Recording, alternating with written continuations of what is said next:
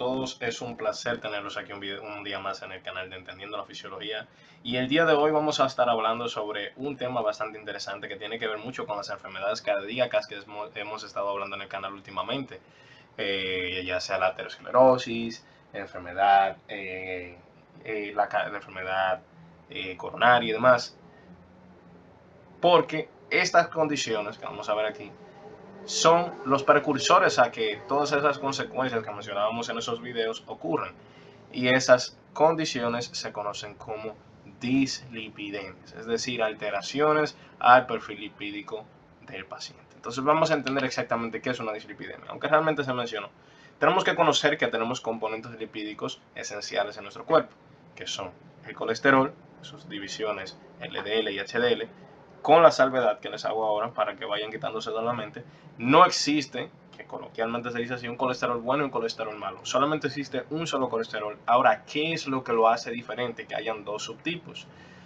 Como tal, no hay dos subtipos de la molécula del colesterol, sino hay varios tipos de las apolipoproteínas que transportan la molécula del colesterol, que eso es lo que hace la diferencia. Entonces, ¿qué es lo que tenemos aquí? Tenemos los LDL, coloquialmente conocido como colesterol malo, que este es el colesterol que no es nada malo porque tiene funciones vitales, que este es el que se encarga de llevar el colesterol, estas apolipoproteínas son las que se encargan de llevar el colesterol a los tejidos periféricos. ¿Para qué? Para síntesis hormonal, para síntesis de membranas celulares, múltiples funciones que el colesterol tiene en nuestro cuerpo. O sea que el colesterol no es ningún mal. Y luego tenemos el HDL, que se le conoce coloquialmente como el colesterol bueno.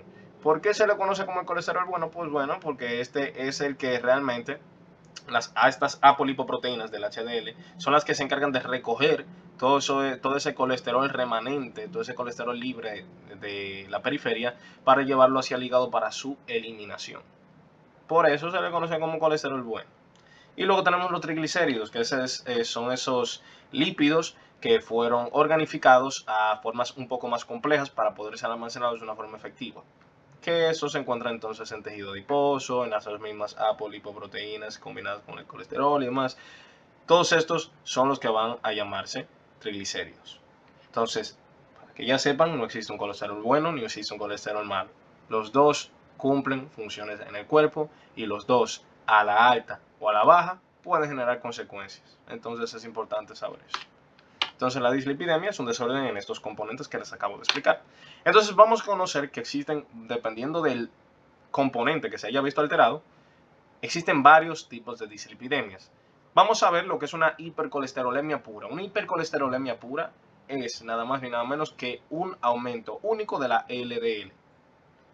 Luego se tiene una hipertrigliceridemia pura, su nombre lo deja saber mucho, un aumento solo de los triglicéridos. Luego se tiene las dislipidemias mixtas, aquí se tiene un aumento de la LDL y los triglicéridos, y la HDL no necesariamente tiene que estar normal, no necesariamente tiene que estar aumentada, puede ser cualquiera de las dos. Lo esencial es el LDL y los triglicéridos. Y luego venimos con esta, que a mi entender es la más peligrosa, que es la dislipidemia aterogénica. Y sí, su nombre quizás le suene similar a un tema que dimos en videos pasados, aterogénica. ¿No le suena a aterosclerosis? Pues básicamente es por eso. Se llama dislipidemia aterogénica porque este perfil lipídico es una configuración que favorece bastante la formación de placas ateroscleróticas.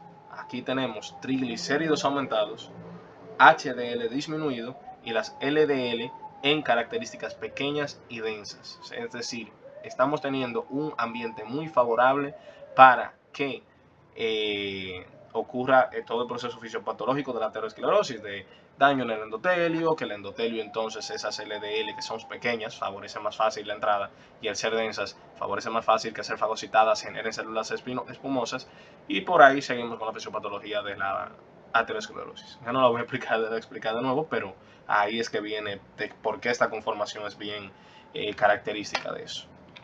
Y aparte, esos triglicéridos aumentados, más adelante veremos que pueden generar otras condiciones que hacen que hayan ácidos grasos libres en el medio, y esos ácidos grasos libres en el medio, pues entonces genera inflamación, lo cual favorece más entonces la aterogenicidad. También podemos ver que las dislipidemias se pueden clasificar por fenotipo. porque sí tenemos esta clasificación y tenemos esta. Tenemos dislipidemia tipo 1, tipo 2A, tipo 2B, tipo 3, tipo 4 y tipo 5. En cada una de estas se aumentan una lipoproteína específica y unos lípidos específicos. En la tipo 1 son los kilomicrones, que en el módulo de gastrointestinal los explicamos bastante bien, que es la forma en la cual esos lípidos de la dieta van a ser transportados. Entonces aquí se tienen lípidos aumentados en triglicéridos, las 2A-LDL, lípidos aumentados de colesterol, la 2B-LDL y V-LDL, y por ahí sí. Entonces vamos a conocer lo que es el metabolismo lipídico, que hasta cierto punto conocemos ya una parte, específicamente la parte exógena, desde el módulo de gastrointestinal, cuando hablamos del proceso de la digestión de las grasas de la dieta, de los lípidos de la dieta. Y entonces vamos a empezar por ahí. Primero tenemos que ingerimos las grasas que están en nuestros alimentos, ¿verdad? Esas grasas, al llegar a la porción del duodeno, aquí es donde esas grasas empiezan a ser digeridas como tal, de verdad. Se dice que más arriba hay lipasas y demás que las digieren, pero muy parcialmente. Realmente es en el duodeno donde ocurre la verdadera digestión. Entonces las grasas aquí son emulsificadas gracias a las sales biliares, y luego de las sales biliares ahí actúan las lipasas pancreáticas. Entonces esa emulsificación que permitió descomponer todos esos lípidos a sus formas más sencillas hace que puedan ser absorbidos por los enterocitos. Y una vez absorbidos por los enterocitos estas moléculas de grasa, ya que pueden ser aprovechadas, aquí viene la formación de los kilomicrones. Ya cuando se tiene ese lípido dentro del enterocito, este se empaqueta con apolipoproteínas, específicamente la apolipoproteína B48, y ahí se tiene un kilomicrón. Ya ese kilomicrón es el encargado de transportar ya esos lípidos. ¿Hacia dónde los va a llevar? Lo va a llevar primero a la linfa, y de la linfa lo va a llevar a la circulación sistémica. Y en la circulación sistémica ahí es que venimos con ya la repartición, la entrega de estos ácidos grasos, de estas grasas, a los tejidos periféricos. Y una vez entregados a los tejidos periféricos, pues bueno, ya la LPL, que es esa enzima que vemos aquí, que es la lipoproteína lipasa, es la que se va a encargar de aprovecharlos cuando sea pertinente, para romperlos a formas más sencillas, porque es importante saber que van a estar almacenados en forma de triglicéridos.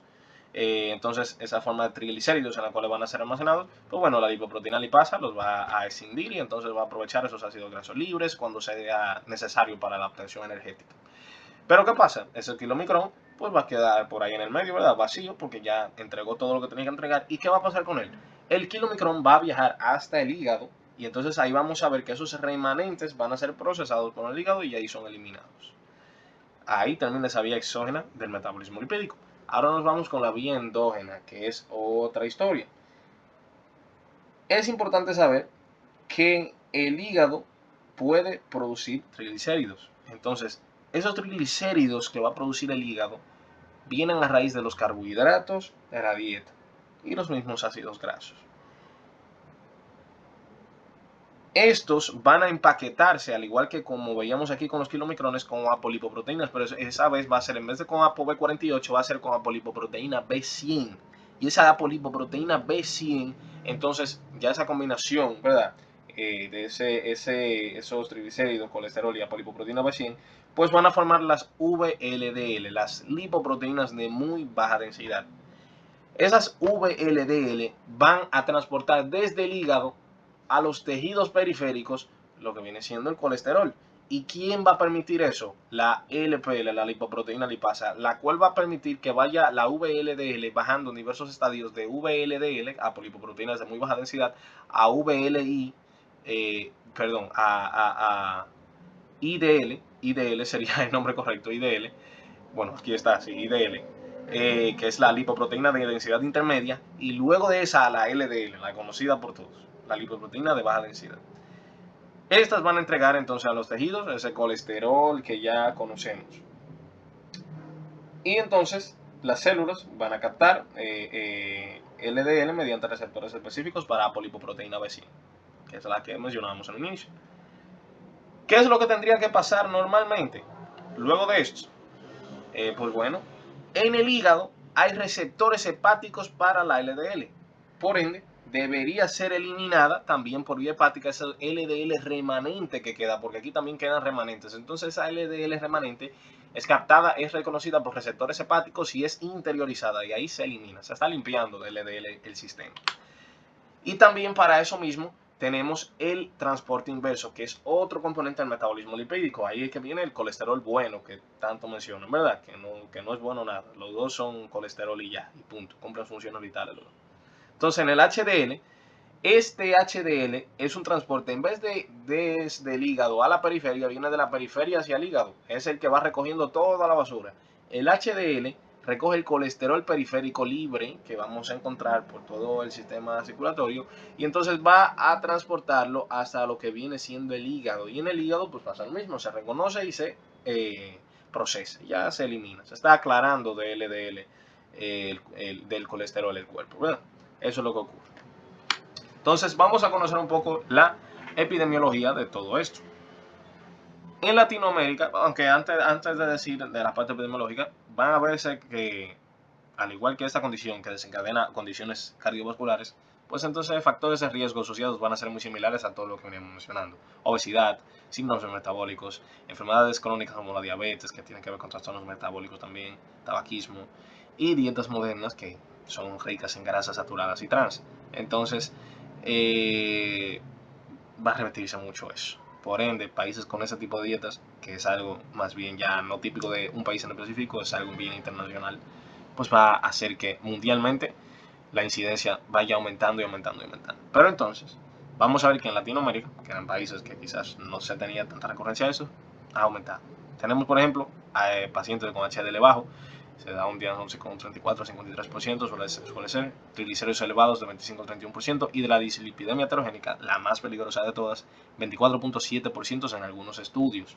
O sea que es un problema de salud muy importante. Mantener una prevalencia, no solo en Latinoamérica, como ya dije, a nivel global, muy alta, porque ya ese estilo de dietas modernas ya no es como que pertenece a un país en específico. Sí hay predominancia en ciertos países que otros y además hay países que sí tienen regularizaciones específicas y todo lo demás, pero al final del día son dietas bastante saturadas y que van a fomentar todo este tipo de patologías. Entonces vamos a aplicar la fisiopatología de todo esto.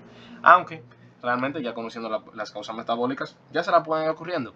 Cualquier elemento que afecte el proceso del metabolismo lipídico normal va a generar dislipidemias. Mutaciones en receptores para las moléculas de LDL. Mutaciones en los receptores de la apolipoproteína B100. Mutaciones en la PCSK9. No sé si la mencioné en videos pasados, pero básicamente es una proproteína que como función tiene la de inhibir el reciclaje de los receptores para las moléculas de la LDL a nivel hepático. En pocas palabras, ella lo que hace es que se pega un receptor de LDL, cuando ese receptor de LDL es usado y se interioriza y demás, en vez de degradar la molécula de LDL y volver a pegarse a la membrana, lo que hace el PCSK9 es que inhibe eso y degrada el LDL y degrada el receptor con todo. O sea que estamos dejando menos receptores disponibles para la captación de moléculas de LDL. Entonces, mutaciones en las cuales se sobreexprese pues generaría aumento del LDL circulante. Alteraciones en la enzima lipoproteína lipasa, claro que sí. Y alteraciones en otras apolipoproteínas como la ApoB. También podemos tener otras causas secundarias de las cuales se pueden generar eso. Ahí entran todas las causas de riesgo que mencionábamos. Trastornos metabólicos como la diabetes, hipotiroidismo, enfermedad renal, alcoholismo, el uso de fármacos, ya sea por cualquiera de estas razones, ya sea porque fomenten o un aumento de la síntesis de LDL o una disminución del aclaramiento de LDL, que esos suelen ser los mecanismos principales. Pues todo esto es lo que va a llevar a generar dislipidemias. Entonces, ¿cuál es el problema de las dislipidemias? La aterosclerosis, el LDL oxidado que es el LDL que llega a la capa íntima de los vasos dañados, que se oxida, que los macrófagos los fagocitan, forma células espumosas, luego viene la túnica media, crea la capa fibrosa y se tiene una placa aterosclerótica y cuando se rompe ocluye vasos o directamente ocluye vasos porque es bastante grande. Y también, por otro lado, se puede tener un mayor riesgo de desarrollar pancreatitis aguda. ¿Y por qué? Esto es mediante un perfil lipídico de triglicéridos elevados y un HDL disminuido. Esos triglicéridos elevados van a llevar a un aumento de la viscosidad sanguínea. Y ese aumento de la viscosidad sanguínea, entonces, ¿qué hace? Hace que en el páncreas, que tenemos vasos pequeños, vaya a tenerse procesos isquémicos. Y esas porciones isquémicas pancreáticas, pues entonces están bajo estrés y demás. Y el punto que esos acinos pancreáticos que tienen simógenos, entre esos simógenos están prolipasas, pues entonces se rompen, se activan, o sea, al liberarse se activan y entonces al activarse se tiene que el páncreas se autodigiere, porque el páncreas está hecho de tejido graso. Entonces se tiene una pancreatitis aguda debido a esto. ¿Cuál es el impacto clínico en el paciente? O en pocas palabras, los desenlaces que puede tener: enfermedad arterial coronaria, porque se generan placas arterioscleróticas; accidente cerebrovascular por las mismas placas arterioscleróticas; insuficiencia cardíaca por lo mismo; pancreatitis aguda por lo que acabo de explicar; y manifestaciones cutáneas como xantomas, antelasmas o arcos corneales. ¿Cuáles son los métodos diagnósticos? El de excelencia, un perfil lipídico. ¿Por qué? Porque eso es lo que nos va a permitir ver todos los lípidos corporales de un paciente y en qué niveles están. Y al igual que otras enfermedades que tienen que ver con elementos de componentes que tenemos normalmente en nuestro cuerpo, hay lípidos, es importantísimo saber la historia familiar del paciente, porque puede tener alto riesgo de desarrollar una dislipidemia, una predisposición, comorbilidades asociadas como enfermedades metabólicas y demás, y fármacos que esté utilizando que puedan generar la condición. Todo esto nos permite descartar y llegar a lo que es la causa pertinente del desorden lipídico del paciente. ¿Cómo se trata esto? Ya tenemos un video en el canal que se llama hipolipemiantes, que es para tratar las dislipidemias. Ahí entran las estatinas, que disminuyen la síntesis de LDL, los fibratos, que aumentan la DHDL. También tenemos el ezetimibe, que actúa inhibiendo la absorción de ácidos grasos, las resinas, que permiten mayor captación hepática del LDL, y los inhibidores del PCSK9, que hacen que haya más receptores LDL presentes porque el reciclaje se va a aumentar. Entonces nada, eso fue todo por el video de hoy. En el próximo video nos vemos con una condición bastante interesante, que es el shock, que es una condición curiosa y que vamos a ver que tiene varias fuentes etiológicas. Así que nada, eso fue todo por el video de hoy y espero que hayan aprendido mucho.